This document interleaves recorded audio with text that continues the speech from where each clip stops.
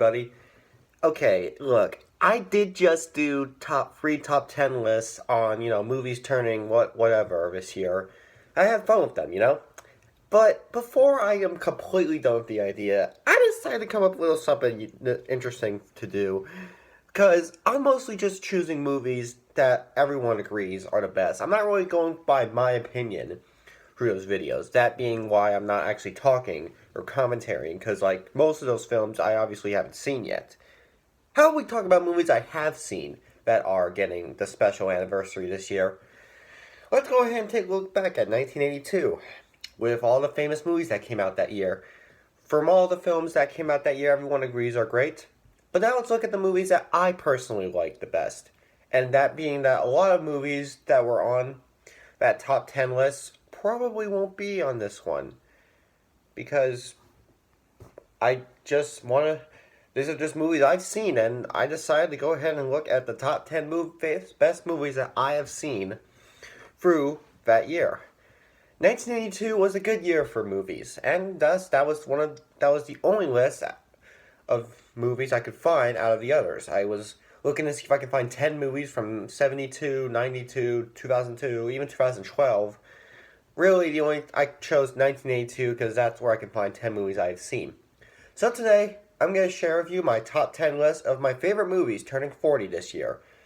And a lot of these are choices that you didn't see on that list, and I'm going to talk through it. So you're not going to see trailers, unfortunately. Don't want to get too worse with the situation. That said, I guess we'll get this started. Tron.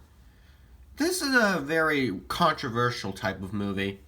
Not because people don't like it, it's because not a lot of people actually care about it anymore.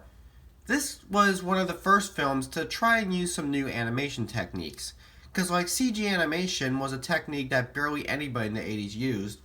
But Disney, Disney was the one who made this movie, decided to give it a little shot. Obviously the CG effects haven't aged too well for what we could have seen today. But back then it was cool seeing how much CG can be shown on the big screen. Now, it was kind of more prototype CG. It wasn't really the kind of CGI that was groundbreaking too much. It was mostly just testing physics out, seeing what more they can do with it. Because, yeah, the CG obviously would have not looked as well at the time. They were just kind of using the idea to, blend in well with the film. It's just a movie about getting trapped in a video game. And no, it's not like Jumanji where it's comedy characters trapped in a video game. No, it's just kind of more basic like that. I kind of didn't really think this movie was super incredible to what I would have seen. But granted, it was good, and I guess I can give it the credit it deserves. For having the CG effects be put out there, just, see what more can happen in the future. As thus, this was ironic since then there was Pixar, who started in the 80s with their short films, which was the company that definitely did expand with the CG animation. As actually, CG animation did kind of expand in the late 80s, as Disney was starting to get better with it. Because when Pixar came aboard, Disney helped look at the short films they could put together, and thus then that's when the company existed. So nowadays, CG animation is kind of like the only animation people like to use. But back then, with this animation being first processed, God knows the possibilities they had at the time. Rocky III. If you don't know already, I have a love and desire for the character Rocky. He's one of my favorite movie characters of all time. Rocky Balboa, that's his full name, is an awesome boxer. He's cool looking, he definitely doesn't put up a fight, and even if he loses, he's still chosen as the best champion at boxing ever. And Rocky III, his third installment, definitely is no exception to his greatness.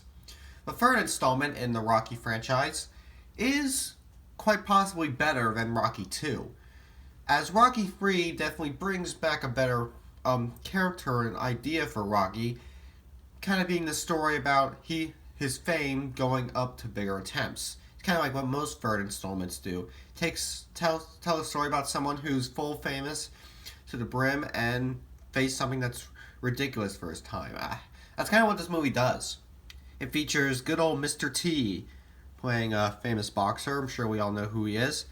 And it features Rocky facing bigger attempts, not just with the boxing industry, but with more of his real life industry.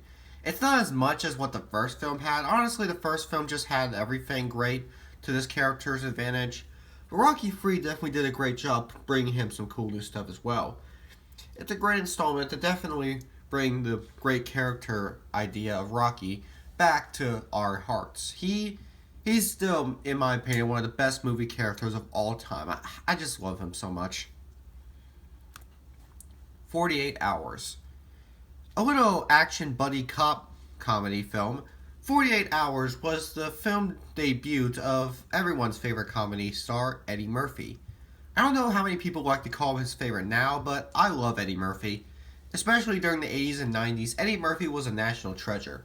We all know his famous stuff like Beverly Hills Cop, Coming to America, Nutty Professor, Trading Places, etc. But his first ever role in cinema was with 48 Hours. At the time, Eddie Murphy was more into Saturday Night Live fame, as he was filled with many sketches and it was definitely considered the funniest black actor for Saturday Night Live. And thus, with 1982, Eddie Murphy decided to finally hit the big screen with Nick Nolte, who I really barely know anything about. I mostly just watched this movie to see Eddie Murphy. He was kind of more the comedic relief of the film, as Nick Nolte's comedy is not nearly as great, and I mostly just sit to enjoy all the nonsense Eddie Murphy has. In fact, I feel like 48 Hours is one of Eddie Murphy's more serious movies, because 48 Hours' comedy mostly just comes from Eddie Murphy. The rest of, whenever Eddie Murphy's not on screen, you really do have to take the thing seriously. And that's kind of what I like. I like how they throw him in as a little extra. It's kind of like with his role in Mulan. You know, he played the dragon, who was really the only funny part of the whole movie. Same with 48 Hours. You see this movie, you're like, oh cool, nice little fun action film. Eddie Murphy shows up, you're saying, oh, this is a really funny movie. Funny, cool, it can be both. It's 48 Hours is definitely a fun feature for those who are into some good buddy cop films. Poltergeist. I was honestly really wanting to put this movie on my list of movies turning 40. Unfortunately, Poltergeist just wasn't rated high enough for that list. But now let's go ahead and finally talk about it. Poltergeist, as I mentioned before, is one of the darkest, most intense movies of all time, especially considering that this film was rated PG at the time. I know PG-13 didn't exist, but god damn it, Poltergeist is just insane. Okay, just because there ain't much of the swearing doesn't mean there ain't much of the gore. Still gotta give it its R rating. I'm sure it still has the R treatment, doesn't it? Anyway, possible. Poltergeist is one of the scariest movies I've ever seen. I mean, this film just scares all the chills towards me. It really reflects on some of the craziest stuff you could see on TV. Because the entire story focuses on a possessed TV through a possessed house. And it really does show how scary and horrifying this film can get. This movie scared me so much, I swear, I just was really hoping that I could play a trailer for it.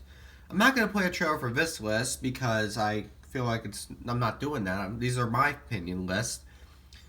But I just can't stand the ridiculous nonsense that I would have to sit through for this. I love Poltergeist. This movie just gives me all the chills. It is one of the scariest movies I have ever seen. Tootsie. This is another movie that I was hoping I could show a trailer for. Tootsie is a Mrs. Doubtfire of the 80s. The film tells a story about a guy who turns himself into a woman. And that's basically just Mrs. Doubtfire of the 80s. Obviously this came out first, so what does this one do? The main difference is that in this movie, Dustin Hoffman plays a guy who can't get chosen for anything, as nobody wants to hire him at all. So he decides to turn himself into a woman, so people will start to hire him. And thus, he becomes a woman on TV. And yes, Dustin Hoffman portrays a woman really well. I love those kind of movies, the kind where people change their gender types, just for the sake of humor with. I mean, this Tootsie and Mrs. Doubtfire are the best examples, but let's just go ahead and talk about the greatest Tootsie has. Dustin really knows how to portray a woman, and I'm actually going to be honest with you, this is going to sound weird, but if I was looking for it, it kind of feel like this chick, if I knew that this wasn't Dustin Hoffman, I find it'd be kind of hot. Granted, no, he's not, okay, I really shouldn't have said that, no, not really, but we all know it's Dustin Hoffman in the disguise, but he does disguise really well. When I look at him and I look at Dustin Hoffman, it's hard to tell which is which. That's what I love about this kind of. He can portray a woman without barely even looking like him. Just gotta hear the voice and everything. He's just the perfect actor. I really feel like that should be a good reason to get hired. I'm kind of sad that didn't happen in the movie. Yeah, spoiler alert, that doesn't happen. He doesn't. At the end of the day, when everyone finds out, he doesn't. They don't find him to be very good at the acting that they decide to hire him for that reason. No, he just get big trouble and learns his lesson. Regardless, though, Tootsie is a great film for all those who enjoy the trans type of stuff. But then again, now that I say it, I really doubt a movie like that could work in today's society. Goddamn Twitter folk. The King of Comedy. Now, you did see this movie on my list of movies turning 40. I did show a trailer towards it. And yes, I do agree this movie's great. It's, as the title implies, it's King of Comedy. Is this just supposed to be the ultimate comedy movie to acknowledge itself? Well, not really. Its humor is kind of on the standard side. The King of Comedy tells the story about a stand-up comedian who gets bugged by another guy who wants to be a comedian. Thus, he gets kidnapped, and thus the other guy goes up to comedy stage to take his role as the King of Comedy, to show his own stand-up skits without anything or any. He just kidnaps the other famous comedian and takes his role. Now, let's say what I mean by that. By the famous comedian who's kidnapped, that's Jerry Lewis. Yes, he's a famous comedian. You've heard me talk about him before. He plays a stand-up comedy star in this movie. And the one who takes his spot, who wants to be in the role, is Robert De Niro. Who, yep, that's his case. I always found it to be funny, and looking at the poster, it's ironic that the kind of person that Robert De Niro plays someone who's a stand-up comedian. And thus, we all remember him recently playing that kind of role with the movie Joker. And if you look at the poster closely, you can see that the card the character's on is a Joker card. That could not be more of a coincidence, honestly. This was just perfect. So yeah, King of Comedy is a fun little movie to show off the truth of how you need actual motivation, actual idea. You need to actually go some places if you want to be that funny. Or if you think you are that funny, take your shot. Possibly get arrested, but still take your shot. It's a good movie to those who are into some laughs that are intentional through the film. But honestly, I don't know how much else I could say. King of Comedy is a pretty good movie. The Thing. And that's another film that you saw on my list. The Thing is a horror film that tells the story about a creature from outer space coming to Earth and terrorizing in the craziest ways possible. It's kind of like Alien if it was set in the same time period and on Earth. The Thing does that basically and makes for a pretty fun little cult film.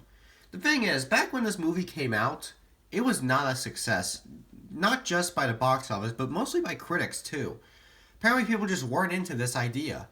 But nowadays people are into this idea, and thus The Thing is now considered a great film. Yeah, we'll go past people's turn. I find it kind of bizarre.